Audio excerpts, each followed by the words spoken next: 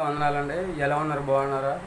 ఈ దినాన్ని దేని యొక్క వాక్య ప్రకారం మనం చూసుకున్నట్లయితే యేసు రక్తము ప్రతి పాపం నుండి విడుదల దయచేస్తుందని చెప్తున్నాడు అనమాట అండి.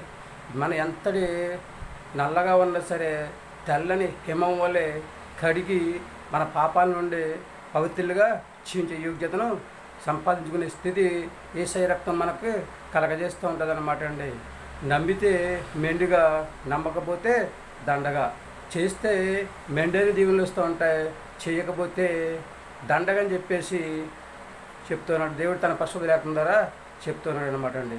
కాబట్టి దేవుడు పరిశుద్ధుడు కనుక మనందరిని కూడా దేవుడు పరిశుద్ధులుగా జీవించమని చెప్పేసి దేవుడు తన పరిశుద్ధ లేఖనం ద్వారా చదివిస్తూ ఉన్నాడండి. పరిశుద్ధత అనేది మోస్ట్ ఇంపార్టెంట్ అనమాట. ప్రతిరోజు కూడా మనం స్నానం చేసామనుకోండి, మన శరీరము ఎంతో శుభ్రంగా పరిశుభ్రంగా ఉంటుందన్నమాట అండి.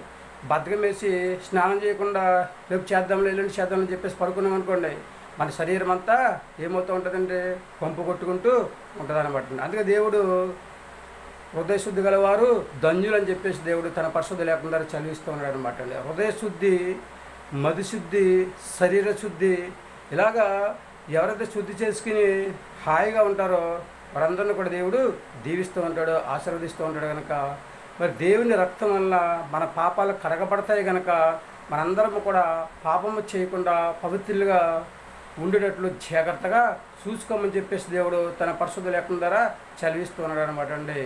పాపము అనేది మనం కొన్ని సందర్భాల్లో చేస్తూ ఉంటాం, కానీ తర్వాత మన తప్పు మనం తెలుసుకుని దేవుని దగ్గర పశ్చాత్తాపడి మరలా పాపం జోలికి వెళ్లకుండా ఉంటే ఎంతో ఆశీర్వాదకరం అనమాట అండి.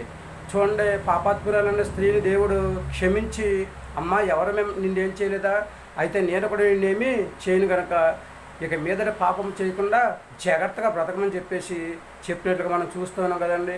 ఆమె మరలా పాపం చేసినట్లుగా మనము చూడలేదన్నమాట అండి.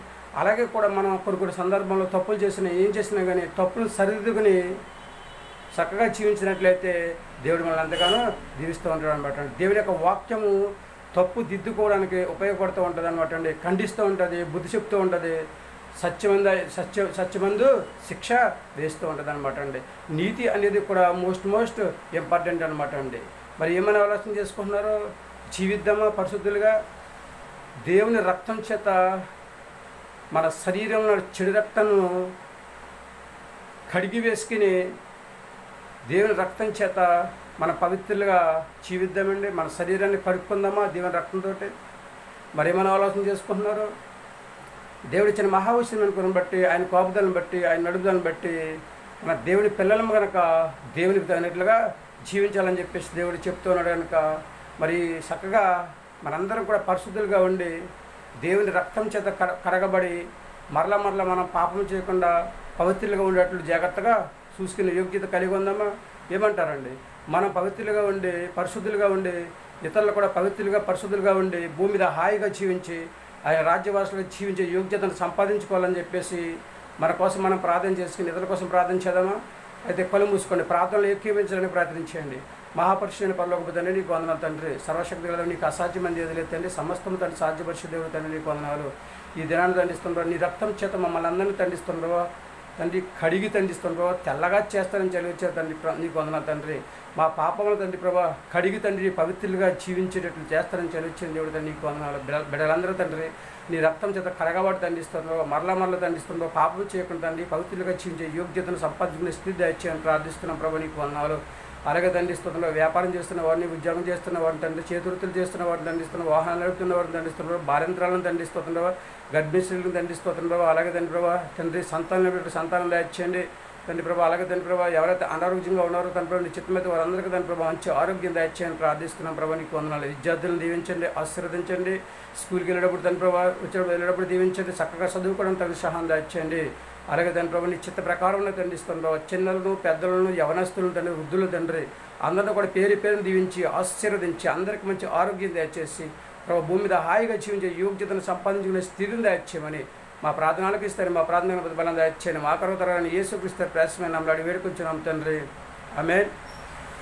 తిరిగి దీవెనాశీర్వాదాలు మీకు తోడుగా ఉండను గాక. అందరి హృదయపూర్వక వందనాలు. దేవుడు మమ్మల్ని దీవించి ఆశీర్వదించిన గాక. ఆమె దేవుడు ఇచ్చిన మహాఉచ్చమైన కొనబడ్డాయని కాపుదలను బట్టి ఆయన నడుపుదలను బట్టి మనందరం కూడా దేవుని పిల్లలు కనుక, దేవుడి పరిశుద్ధుడు కనుక మనం కూడా దేవుని పరిశుద్ధులుగా జీవించి దేవుడిచ్చే ఆశీర్వాదాలు, మేలులు, ఆ దీవెనలు, ఆయన కృప, ఆయన కాపుదల పొందుకుని చక్క భూమి మీద హాయిగా జీవించే యోగ్యతను సంపాదించుకునే స్థితి కలిగి ఉందామండి. ఏమంటారు? ఈ ఆలోచన మీదే. యవనస్తులు జాగ్రత్తగా ఉండాలి.